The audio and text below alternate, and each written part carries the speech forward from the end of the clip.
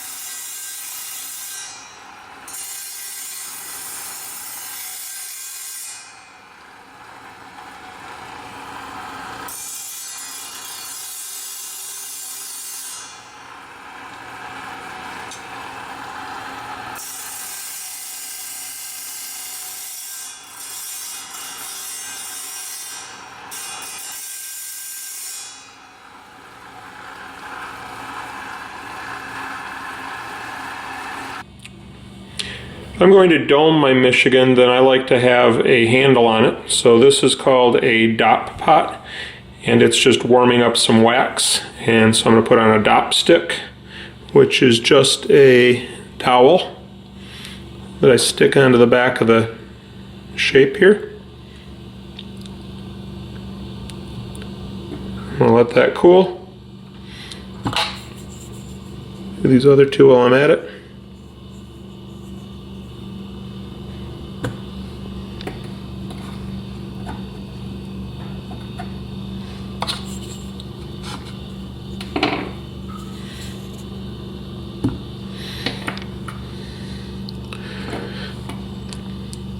They stick better if you warm them up on the side so that the rock is warm. If the rock's cold, it hardens the wax a little too fast and they just don't stick very well. They still pop off sometimes. So I'm going to let those cool off, and while those are cooling off, I'll go over and do the other one that I'm going to do flat on the front instead of domed. This is my flat lap. I bought this used. I believe it's a homemade machine, but I'm not completely sure. I've never seen another one like it. That's what makes me think it's homemade. It works really well. I built this part because there was no water reservoir for it. And what this does is drips water onto the lap as you're working. That keeps your rock cool and keeps all the dust washed off of it. I'm starting out with a 60 grit hard disc. Then I'll go to 120 grit, so this is a hard disc. Then I go to, this is 220, and this is silicon carbide. The first two are diamond. And this has some padding underneath it, so if you push on it, it'll take out all little flat spots as you're working. From there I go to 600, and then this is a 1200 diamond disc. And then from there I can either use aluminum oxide on denim, or I can use ZAM. I use my Dremel with a little soft wheel to put the ZAM on. I'll show you that later. I'm going to do two. This one I'm going to do flat, and I don't need any sort of dop stick for that. I'll just hold it on there and work it flat. This one I'm going to dome, and I'm not going to do anything perfect. There's no way to get this edge all the same all the way around because of all the bays and things, but I'm just going to put a rounded shape on the whole thing the best I can.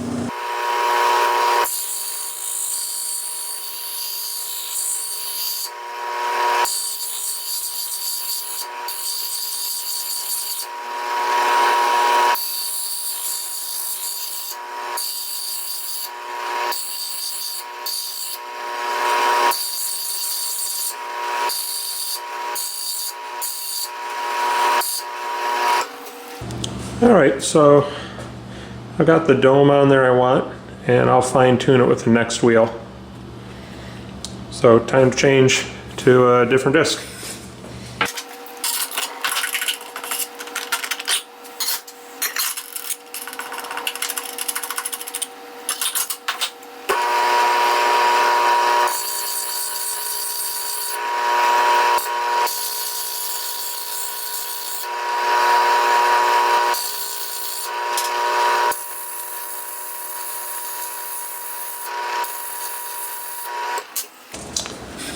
Okay, on to the 220 disc.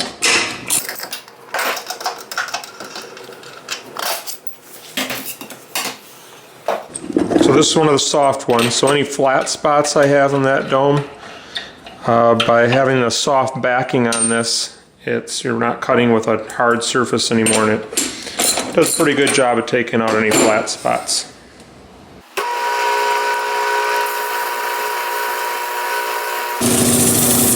I try to move the stone around on the disc as much as possible. That way I don't wear out one particular part of it.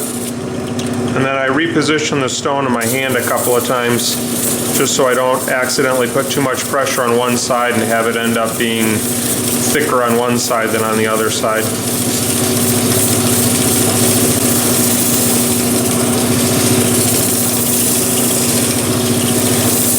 I actually find it a little bit easier to get all the scratches out of the domed one. With these flat ones, it's a little bit hard to get some of the scratches out of the middle sometimes, so I go a little longer than I think I need to.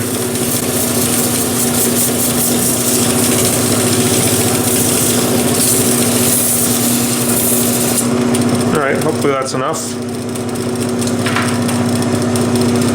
And here's the domed one.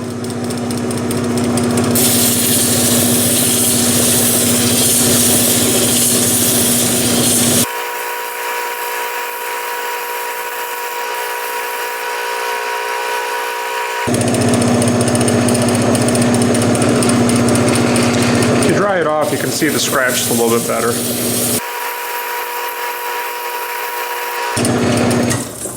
Alright, let's move to the 600 disc.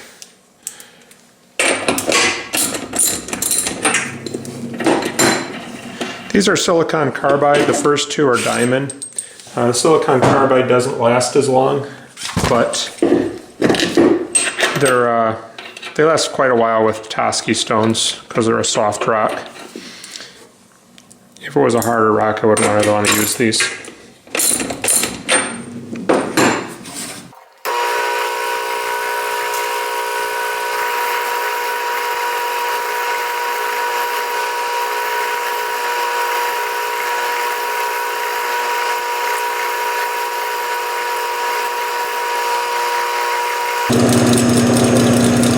That's dry, it's looking pretty good. I'm putting a little bit of pressure on this so that it squishes down into the soft backing. Not a lot of pressure though, just kind of moderate.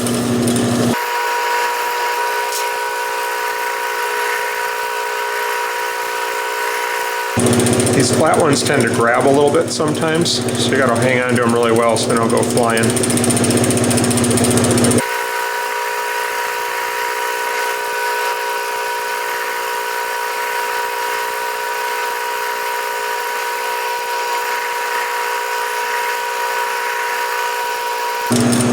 That should be good.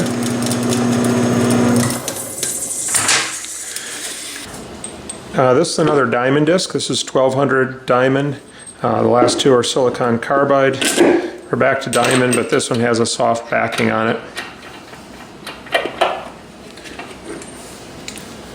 Honestly, I can't remember why this one is diamond and the other ones are silicon carbide. It might just be that I couldn't get those, the higher grit in the silicon carbide.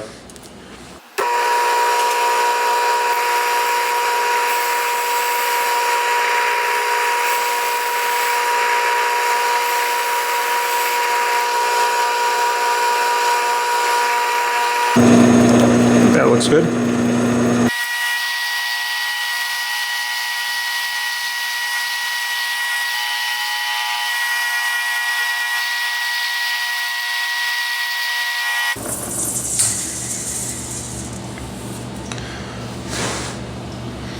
Okay, so there we are after the 1200, and at this point I'm going to use ZAM on it.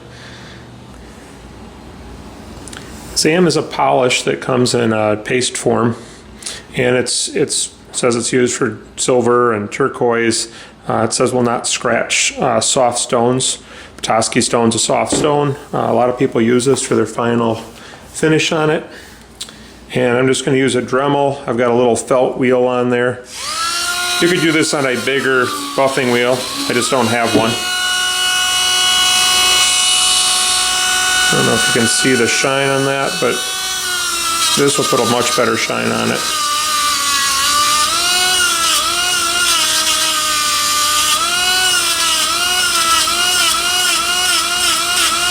So this isn't a wax, it's actually has, I'm not sure what kind of abrasive, but aluminum oxide or something like that. I don't know if that shows up. but that bottom half is much shinier than the top half if you hit it in the light just right.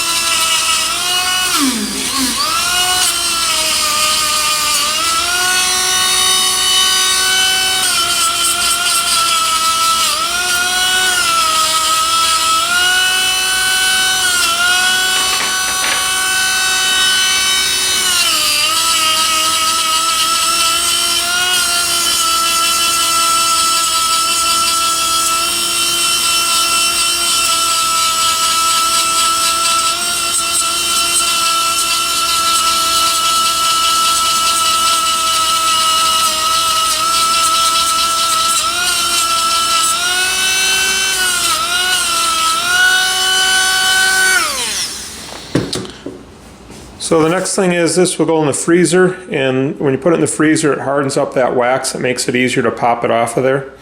And then I'll glue a magnet on the back. Oh, I'll also polish up the back of these a little bit. I'll only go to about 600 on the backs just so they don't look horrible, but I don't try to get them as shiny as the front. So I use epoxy for a little round magnet, and then makes a nice little refrigerator magnet. And I don't worry about the sides. They're not polished. The only way I've found to polish those very well is by wrapping sandpaper around like a little nail or something and getting in all the little nooks and crannies, and it's just not worth the extra effort. If you enjoyed this video, you might enjoy a couple of my other videos. I recently did one on how to cut out shapes, where I went into a little more detail about how to cut out this deer head. There's a video on collecting Petoskey stones in Lake Huron. And there's another video on how to hand polish Petoskey stone where you don't need any special tools. Don't forget to hit the subscribe button so you don't miss any future videos. And if you like this, please give me a thumbs up. See you next time.